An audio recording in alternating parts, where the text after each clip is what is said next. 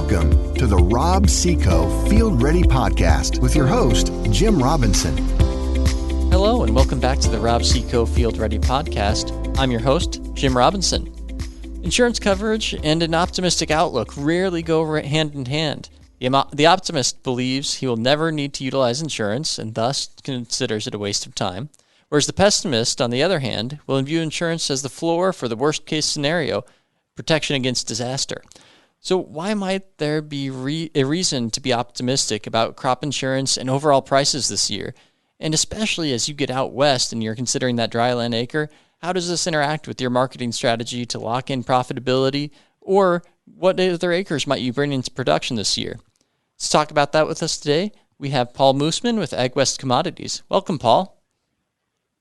Thank you for having me, Jim. Appreciate being here. Yes, Paul, could you just introduce yourself for a bit here?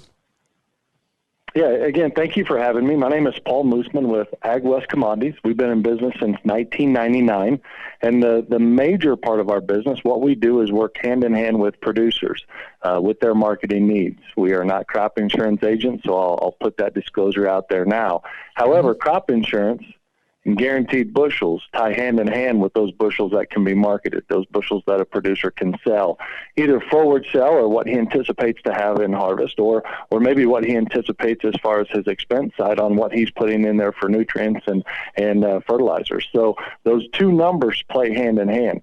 I'm a farm kid at heart. I grew up in Oklahoma and later transitioned into Northwest Kansas. And I remember as my father, he bought a new wheat head for our old combine, and it was 6 years before we ever got to put that wheat head on that combine because of dryland. And so this crop insurance and guarantee and when and how and the comfort and the flexibility that a producer can use these two products to market his crop come hand in hand are extremely important. So thanks for having me. I'm passionate about this topic, so I'm very excited to be here, Jim. Absolutely. Thank you.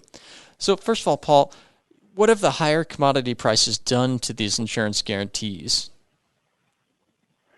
Well, as your listeners know, and most everyone probably on this call, we get a February average, right? And what that does is it sets the CBOT prices on a daily close throughout the month. And what these higher prices have done in the corn market, it has set a price that is higher than what we've seen since 2014. And so we've waited a long time for all this expected demand and commodity prices to be higher. And finally, here in 2021, we've got that opportunity.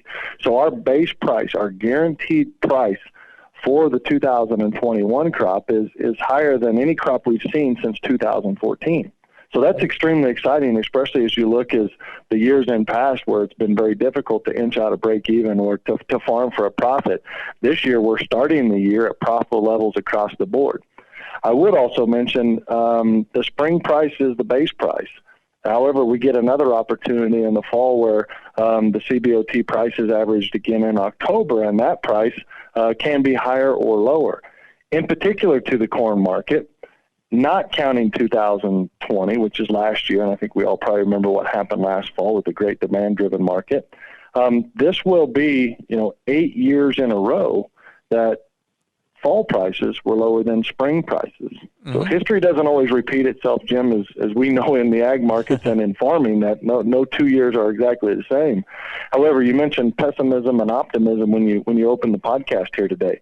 The pessimistic person would say, listen, our base price is typically higher than our harvest price, our fall price. Mm-hmm. And that person would be correct. Again, with the exception of last year, 8 years prior, that was the trend. And so when you look at marketing and crop insurance and how guarantees are working, the spring guarantee is usually higher than the fall. That means we've got a higher base price and higher potential revenue. Mm-hmm. Now, of course, we got to plant a crop and grow a crop, and Mother Nature's got to do her business during the betweens. However, that's the price trends, that's the seasonals. And so knowing your spring price, getting that established, and then starting a marketing plan, really it kicks off the year. And in this case, for 2021, it kicks off the year in some profitable levels. Exactly. So Paul, what is that projected, or not that projected, what is that base price from the spring for corn in particular? For 2021, for corn, we set the base price at $4.58. Again, that's the highest number that we've seen since 2014. Yeah. So Now, as you said, 8 years in a row, we've always seen that fall price be lower than the spring price.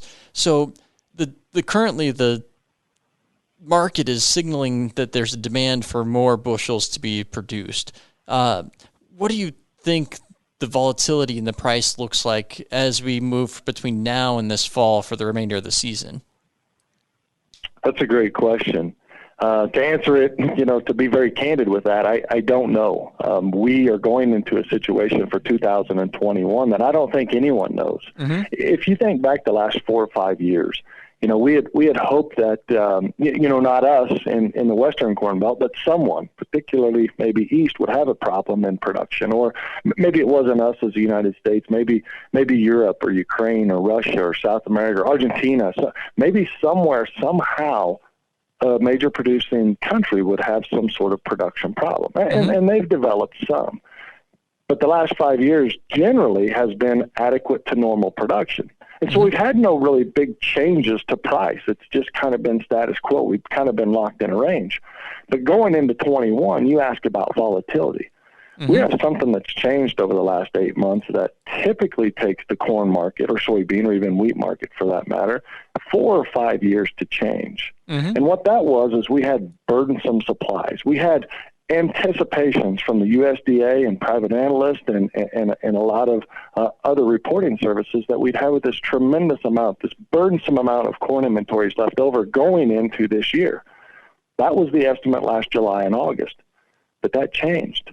Mm-hmm. One, we had China. China came in with the Phase 1 agreement where they've completed almost 50 of their 58 guarantees on purchases from U.S. products. And what that's done is it's taken 700 to potentially 1 billion bushels of that excess corn and moved it.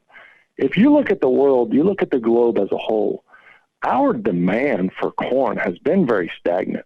I'm not saying we haven't grown and contracted, up and down certain areas, certain regions, or over time. But in general, it's been pretty stagnant. The big change has been China.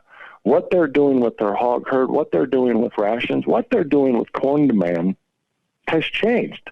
And because of some things that were happening, again, geopolitically and a few other things, and our low price of corn and our excess inventory, it gave China the opportunity, Phase 1 trade deal or not, it gave them the opportunity, again, with a weaker U.S. dollar, to come to us. We were their grocery store, and we have been until just a few weeks ago. Mm-hmm. You add in that strong demand, and then something that I'd never heard of in 18 years in the commodity business, and that was a derecho. I didn't even know Iowa could have hurricanes, especially on the ground, but we had one. And that was a significant amount of corn production for U.S.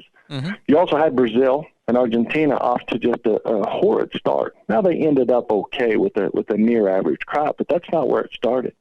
You also had floods and 3 typhoons in China. Mm-hmm. So you had all these major producing corn regions around the world kind of getting hit with non-traditional type of weather. Meanwhile, you had a big ramp up in demand. So mm-hmm. I can't describe how the last 6 months has changed the corn market, but it's something that, again, typically takes 4, 5, maybe 6 years to fundamentally shift, but it happened in 4, 5, 6 months. And mm-hmm. so volatility now is extremely high because we don't have those excess bushels to rely on. We can't afford a crop that's going to be 3, 4, 5, 6 weeks late like Brazil is right now. China can't afford to have a major production issue year to year, back to back with what they're doing with corn demand. So when you go into 2021, we're sitting here in front of one of the largest reports tomorrow that the corn market will probably see. We could have massive days. To put this into reference, go back to 2012. We probably all remember when corn went to $7, and it was a great storyline, and everything was fun, and money was flowing from the heavens, and it just felt like agriculture was just going to be perfect forever. But you had inputs that caught up really, really fast. If you remember that year, what happened with fertilizer and land values and equipment costs and anything associated with putting in a crop in skyrocketed as well. We also had days where the corn market moved 20 and 30 cents. We had a few months where the soybean market moved $2 within 30 days. We had 1 week where corn moved 75 cents. And I can't remember the reasons why or the rationale on how, but I know when volatility kicks in with tighter supplies and higher costs, things move very, very fast, very rapidly. And sometimes, most times, I would say that they can't be explained. We have massive amounts of funds that are involved in our markets now where they're buying corn and beans and wheat and anything associated underneath the sun right now. And they have massive long positions. So when they decide that they don't want to be long anymore, when they don't see upside potential, when they're not worried about a weather concern or someone running out of food, I would anticipate them deciding that they wanted to own something else. And in order to do so, they would have to maybe sell some of their grains. And so, again, I think when you ask about volatility for 2021, we've got this great price that started here through the averaging period in February. Now we're here ready to put a crop in the ground for the United States corn grower. We have no idea, one, how much is going to be planted, and two, what that final yield's going to be. Those are some big variables that have massive implications on price. Absolutely. We're going to be jumpy. And it's going to be, I don't want to get everyone all excited, but I don't think 2021 is going to be calm when it comes to prices. We could see a lot of ups and a lot of downs, and depending on what side you're on that day, you can feel like a goat or a hero. So 21's going to be exciting. Exactly. Yeah, we could see anywhere from 92 to 94 million acres of corn, and where that corn comes from is going to play a big role, especially how the rest of the spring and summer go. We're going to see we sure could. A lot of volatility.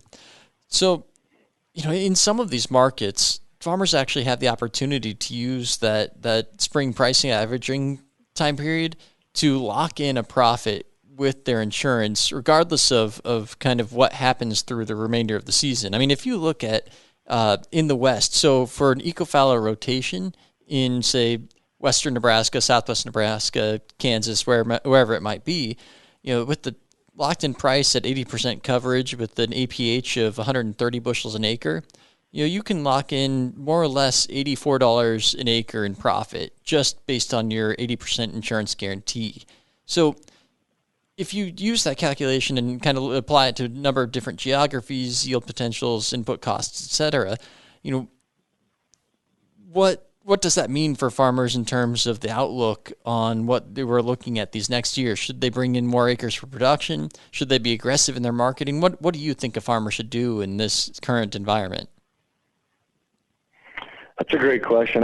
It's tough to decide, what works for each operation. For example, we've got some customers with really high APHs on corn. And because of this high spring price guarantee, it makes a lot of financial sense. Again, not agronomy sense, but financial sense to put in more corn acres and to take soybeans or maybe minimize wheat or any other fall crops that they anticipate planting, potentially hay varieties, and put them into corn.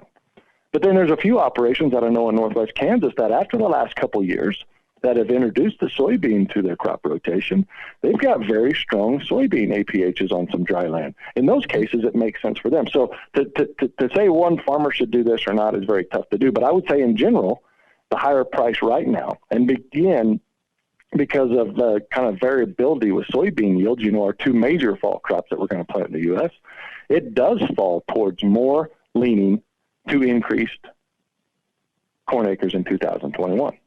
Which again, that's good for the individual farmer, right? That's the potential profit that individual uses to budget and to prepare his operation to be sustained this year and multiple years to go. But what that also does is add corn acres. And anyone that's been in agriculture long enough knows that I'm not going to say that high prices cure high prices. I don't typically believe in that. However, when you look at it, I know what high prices do, and that encourages acres. It does it here in the United States. We did that back in 2008 and 2012 following high prices.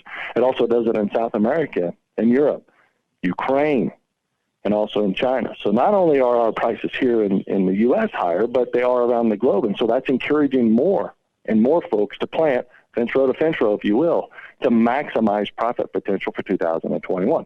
So what ultimately it does is it brings in more acres. And that's what the market's trying to do. And that's what the spring price guarantee did. That's what the prices have done since last August. Going up is trying to defend or promote more corn acres. And it's doing so right now at maybe the cost of soybeans, maybe the cost of wheat, maybe the cost of some other crops. But it's encouraging producers to plant more corn. And if we plant more corn, and you can look at whatever weather model you'd like, and anticipate what Mother Nature may or may not provide us for 2021's growing season. But I think a guy has to look at normal weather, average weather. 8 out of 10 years, what can he expect to grow? What can he expect to yield? Mm-hmm. And if those acres are planted, 95, 96, 97, what does a trend line yield look with our balance sheet then? The same scenario and fundamental picture that was developed during the averaging price here in February, that's not the same picture this fall. Remember, that's an anticipation of sub 2 billion bushels of corn carry. Mm-hmm. But if we plant 95 or 96 million and we grow at 176 per acre average for the U.S., we've got something well north of 2 billion again. So we're not in a tight situation. We're in a more of a burden situation. And that probably means fall prices. Again, this is my opinion, but fall prices being lower than what these springs are. So for a producer, we've got a higher price now than potentially what this fall may bring because of the tightness situation. Mm-hmm. So for him, he can lock in some of these higher prices this spring, and he can do so in a number of different ways. First of all, the first way is just using his insurance. This is a great product. Again, I'm not an insurance agent, but this guarantees an individual's revenue on his farm. Or another way to look at it, it guarantees him bushels. I've heard lots of stories over the years about selling up to your guarantee. And although that financially makes sense, and theoretically, if you work through the math and the guarantee sense of the word, yes, producers do have a guaranteed bushels that they can mark in front of the combine. But I can tell you right now, from growing up in a dryland area and working with a lot of dryland farmers, I don't really know of one that markets all the way up to their guarantee the day before they start the combine for harvest. That's something that, theoretically makes sense, but emotionally, you still worry about having to call an elevator and apologize, or an end user and apologize and say that I don't have the production, or the monitor didn't prove the yields that I thought I had, or maybe that big white combine comes over right before, that nasty situation could happen. So from a producer standpoint, he can allow some marketing, but again, I don't know of anyone that's marketing 100%, or at least until we get into early fall or past August, so they got a better estimate on yield. What he can do with this, however, is start to lock in some of these. So there's a number of different tools that can be used, but having his insurance guarantee is absolutely a fundamental piece and a very, very good start. Yeah, that's a great point, that we don't know what the rest of this summer will bring. So while you may be able to lock in profitability now, you don't want to do so at 100% of your total expected bushels. Otherwise, you could be in a bad position. Yeah. So if you're recommending to producers to make sure you lock in your profitability on the current guarantee price, as we may see prices fall by this fall, what other considerations should growers look at? We're seeing input costs that are skyrocketing right now: fertilizer, crop protection. There are supply shortages because of some of the geopolitical and shipping issues that can occur or have occurred in the world right now. That's putting pressure and price pressure on a lot of these inputs.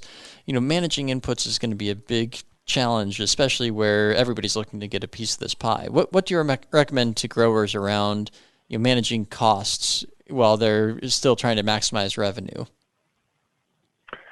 Managing costs is a tough one. Obviously, the right recommendation would have been 4 months ago to buy some of these inputs. If that's easy to look in the hindsight. So going forward right now, have a trusted relationship with your input dealer and get their recommendation. I would probably follow through with that and say, based on where economics still look like, fertilizer prices, yes, extremely high, but so are commodity prices. Mm-hmm. And if you look at the two on a barter relationship, how many bushels of corn you have to sell to buy a pound of nitrogen or an acre's worth of nitrogen, it still makes financial sense over the last 8 or 10 years worth of history. So I would say sell some corn and buy some inputs. Mm-hmm. That we're not really worried about what the price of corn is or what the price of fertilizer. I think at the end of the day, as producers, we're worried about, are we making money? And can we make money? And can we make margin, or however you describe it on your farm?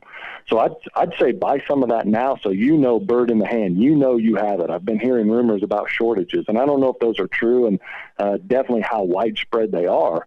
But if you're in an area like that, sell some corn, buy some fertilizer, buy some of your inputs, so you're locking in high prices of your revenue, which is the corn price, but you're also guaranteeing yourself the inputs that you need to put in another crop. So that's the first thing I'd say. Mm-hmm. The other thing I'd say regarding that is it's okay to sell grain. Again, all these things last spring, last fall, last summer that we all dealt with low commodity prices, we had hoped that we would have got some of this fundamental change that we're seeing now. We'd hoped that China would buy and that South America would have a problem and that the feeding industry here in the U.S., cattle, hogs, chicken would be problem. We'd hoped that ethanol would regain its legs and get back to positives. All those hopes have come true. Those dreams have happened. I think now we just got to sell some corn. Mm-hmm. Whether or not you're comfortable selling, 10, 15, 20, 30%, whatever it looks like, however your profile is, based on your APHs, use a comfort level, but it's okay to sell corn when it makes us money. Unfortunately, the grain markets traditionally trend us the other way and teach us bad lessons about selling corn when it doesn't make us money. We should feel more comfortable about selling grain when it does become profitable. And right now, in most operations, I would say it is. So whatever your comfort level is as far as production, even if it's only 20% or 30%, it's okay to do that. If you don't want to be tied into a physical contract where you've got to beg for forgiveness from an end user or someone in your community or someone that you sold to, there's tools out there, either a futures contract where it's remained flexible. You're not tied to a delivery or a delivery location or delivery time, right? You can still maybe store those bushels on your farm, or there's a tremendous amount of flexibility. Or there's other tools out there called one of them's a put option, where you're just locking in a price as a minimum, and you have unlimited upside, but you also have flexibility on when and where and how you deliver. So there's no title or commitment change to your physical bushels, and you're still flexible. You're still flexible to wait for higher prices, and you're still flexible to wait for what your final yield or your production will be. So there's a couple good tools that these high prices are really, really allowing producers to lock in profits and still not be committed on what if Mother Nature deals me a bad hand for 21. So using crop insurance guarantees allows you to lock up more physical, but using higher prices also allows you, from the Chicago Board of Trade standpoint on where futures prices are now, also allow you to sell futures or to use options to protect these prices. So, this is the best of both worlds. Higher guarantee and higher prices going into a new year. We really couldn't have asked for much more as production ag. Absolutely. No, that's all. Those are all really great points. So, Paul, I think what you're saying overall is that, given the spring base price that we're seeing right now, there's a high likelihood of a lot of price volatility coming through over the course of this growing season through the fall. And so we may or may not see higher or lower prices this fall than we're seeing right now. And because of that, it's good to lock in your profitability now, sell as many bushels as you feel comfortable doing without marketing 100% of your grain, because you can leave yourself to a lot of exposure, not knowing exactly what, this growing season may bring. But as these high prices come through with the higher input costs, it still makes sense to sell corn, buy the inputs. You're going to be profitable, so still do that. It makes financial sense. Really, what the grower should be doing is just making sure that they are protected financially so that they can have a profitable year without worrying about trying to capture the peak or whatever it may be. Is there anything else you'd like to add to that? Yeah, I would say those are very good summary points. There's a couple more that I would add. One, if you're listening to this recording and you think to yourself, I'd like to do that, but I can't. I don't know how much I'm going to raise. Ask your insurance agent what your guaranteed bushels are, and that's what you can comfortably market. Mm-hmm. If your excuse on not doing anything is you think prices are going higher, work with a trusted advisor that can show you the tools that can allow you to take that excuse out of your operation. If you don't sell grain or market grain because you're always worried that prices are going higher, we spent a lot of time, 2014 through 2019, where you have never sold anything. Or if you have an excuse, what if I don't raise it? Again, there's some products out there. You can take those big excuses about higher prices, about production. You can take them and get them out of your farm. And I think you can allow yourself to do a lot better job marketing. And really what that means is do a lot better job making money farming. Mm-hmm. Yes. Excellent. Well, Paul, thank you so much for joining us on our podcast. Thank you very much. It was my pleasure. Enjoyed it, and best of luck. 2021 has some extreme excitement going to happen. I hope all of you capture some of it, and 2021 becomes so much better than last year and the previous years have been. Oh, let's hope for it. We're looking forward to it. So, as always, be sure to tune in on the 1st and 15th of every month for new episodes. And until then, stay field ready. Thanks for tuning in to this episode of the Rob Seco Field Ready Podcast. Join us next time to be field ready. A Hurrdat Media Production.